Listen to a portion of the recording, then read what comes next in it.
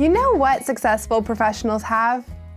They have a good eye, like a really good eye when it comes to selecting horses. And actually, if you think about it, it's a big piece of why they have success in their program. It's so important that you can match that horse with those clients, that the horse is matched, suitable for its job and purpose, and that it relates perfectly with soundness, trainability, all of that, avoiding crankiness, ring sourness, all of that does come. Now, of course, all these things can't be controlled, but all of this does relate to oftentimes to a trainer having a really good eye when it comes to selecting horses. The first thing I think about with selecting horses is athletic potential.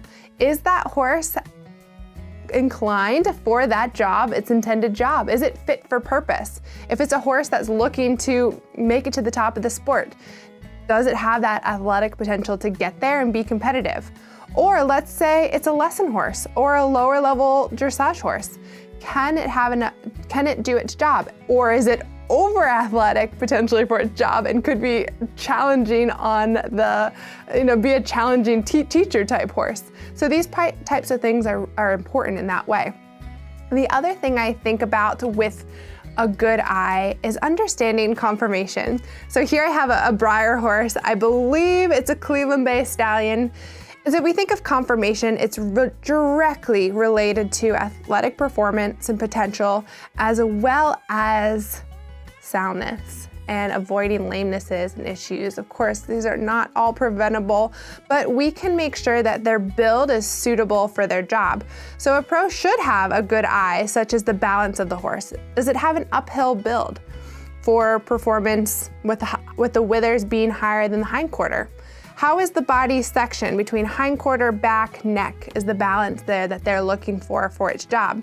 I always think of the compression angles for either jumping or engagement from the point of hip in the triangle, having that balanced triangle. Some other things I look for is how is the neck attached to the shoulders and that slope of the shoulder for that long reach in the gaits. Thinking about how the head is set on the neck, things like that. Now, when I think about soundness, I'm also thinking about, is that horse built with a wide chest, wide sprung rib cage, straightness through the legs, and that there's balance, and of course, good feet. And there's so much that comes in with good feet and what that really means. But those are some of the things I think about with conformation. And then the final piece is trainability. A pro with a good eye should have a sense of what they're looking for in the training aspects of that horse. How can the mind of that horse can they take the pressure of the highest levels in dressage? Or does it have the patience for the beginner riders? Does it have the quiet mind for the adult amateur who's just looking to get on, relax, and do a paper chase or a hunter pace, however you want to call it in your region? That type of thing. So for you as a future pro, you are looking to develop a really good eye. So how are you going to do this? How are you going to develop your eye? Some individuals are quite natural. They have a good sense of, right away they're able to pick and see things pretty easily. Others really have to work to develop their good eye. But either way, nonetheless, it's a skill that needs to be learned. So I'm going to give you 3 things you can think about right now.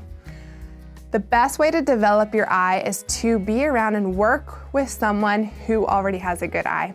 So your first tip is you need to find someone with a good eye.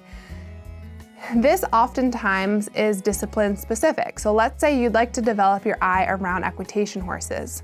In the hunter world, you need to figure out who is the go-to person who has an extremely good eye of what horses will win and perform in the ring, in the equitation. Okay, and so oftentimes, the professionals, even though they obviously have a good eye to support their businesses, but they have an idea of who the person is. Who would they go to for a second opinion?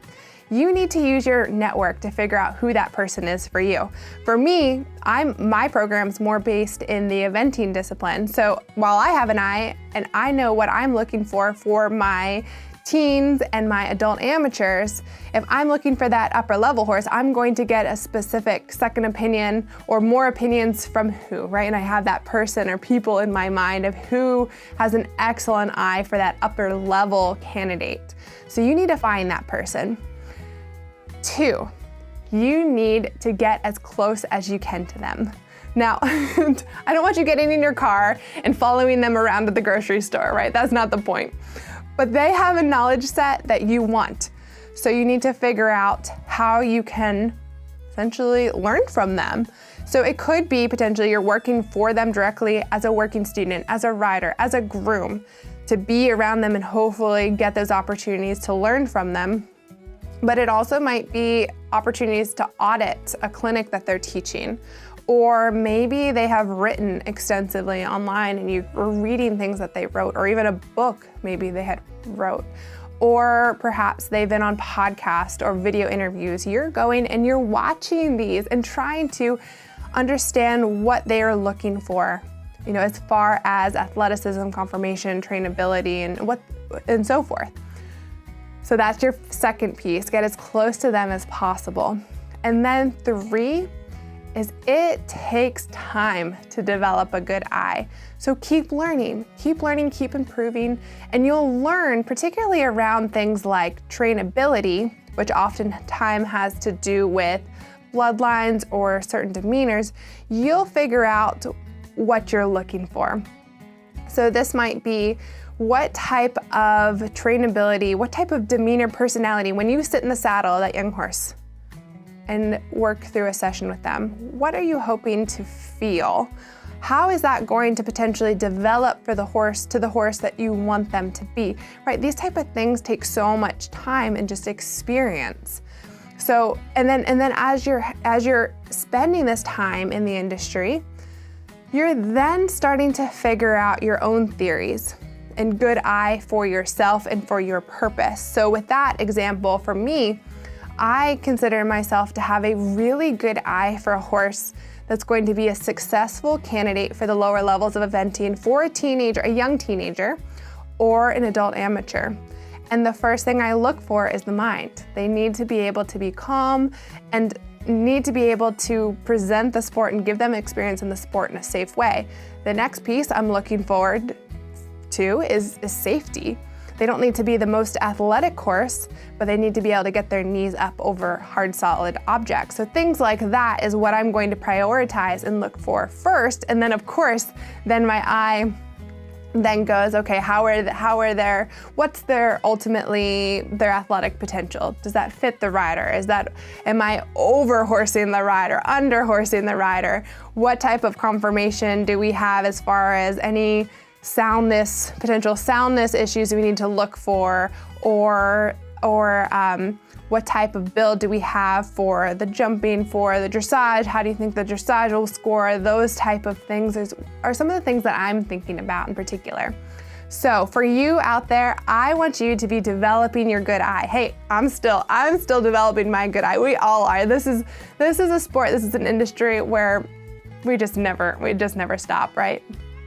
So I hope you enjoyed this video, got some value. If you did, subscribe. There's some great things coming.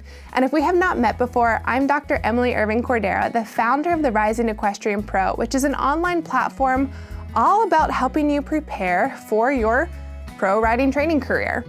And so if you're thinking about maybe a full-time or part-time career in the equine industry someday, follow along, subscribe, and as always, put any questions you have from this video below and I will be happy to get back to you. Take care for now.